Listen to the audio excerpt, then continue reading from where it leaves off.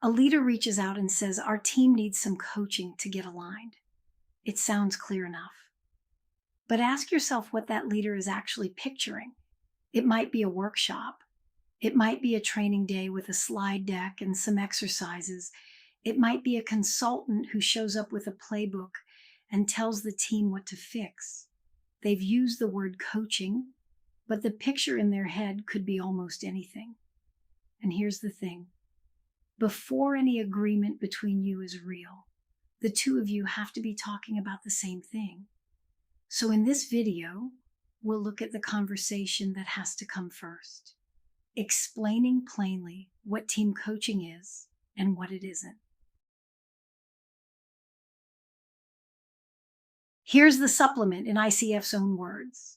Explains what team coaching is and is not, including how it differs from other team development modalities.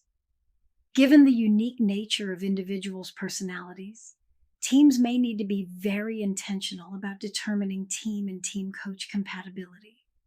Read that twice because there are really two jobs hiding in it. The first job is the explaining, drawing a clear line between team coaching and everything else a team might be expecting. The second job is the compatibility question, being intentional, on purpose, about whether this team and this coach are actually a fit. We'll take both of those in turn. Let's start with why this conversation has to come first. A team rarely walks in already knowing what team coaching is.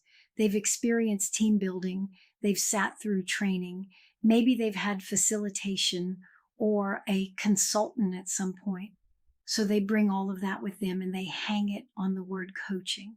If you don't draw the distinction up front, here's what happens. They'll expect you to deliver answers and run exercises because that's what every other intervention did.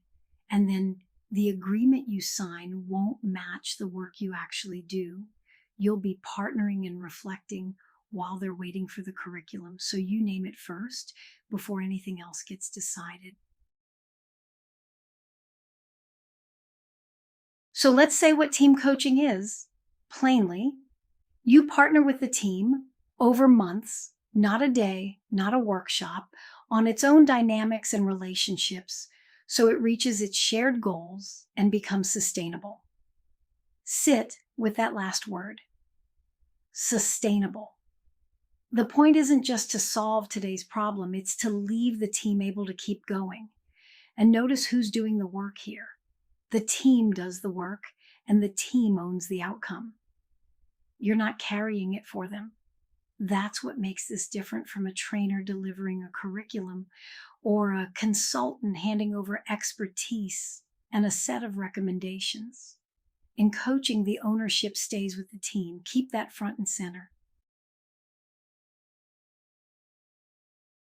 Now name what it isn't and do it without putting any of it down because each one has real value.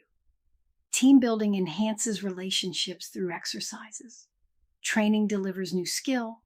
Consulting and mentoring share expertise. Facilitation creates clarity, and it stays on the surface. All of those are good and useful work. Team coaching simply goes somewhere else. It goes deeper into the subsurface dynamics, the personalities, the subgroups, the patterns that actually drive how this team performs. So your job isn't to argue that coaching is better. Your job is to say clearly which one you're offering so that nobody is surprised 3 sessions in when you're not handing them a playbook. There's a second part to this supplement, and it's easy to skip because it feels uncomfortable. Compatibility. A team is a particular set of personalities, all in one room, and not every team and every coach are a fit. So raise it directly during agreement setting, not later, not privately in your own head. Ask the real questions out loud. Is this team ready to do its own work? And are you the right coach for this particular group? You won't always like the answer, but it is far cheaper to find that out now while you're still setting the agreement than to discover it 3 sessions in when you're already committed and the team is already frustrated. Let me name a few mistakes that show up around all of this so you can watch for them in yourself. The first is assuming the team already knows what coaching is and skipping the explanation entirely. And then you've built an agreement on 2 different pictures. The second is promising a coaching engagement and then quietly running it like a training, slipping into exercises and answers because that feels safer, so the work never matches the words you used. And the third is avoiding the compatibility question because it's awkward to ask whether you're the right fit. All 3 come from the same place, moving too fast to get to the work. Slow down here. This is the work. So here's what to carry out of this. A clear agreement starts with a clear definition. Name what team coaching is. A months-long partnership on the team's own dynamics, where the team does the work and owns the outcome. Name what it isn't. It isn't training, building, consulting, mentoring, or facilitation, valuable as those are. And check out loud whether this team and this coach actually belong together. Once all of that is shared between you, you've only just begun, because the agreement can't be built with the one person who happened to call you.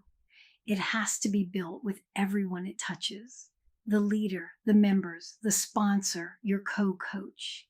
Partnering with every relevant party is next.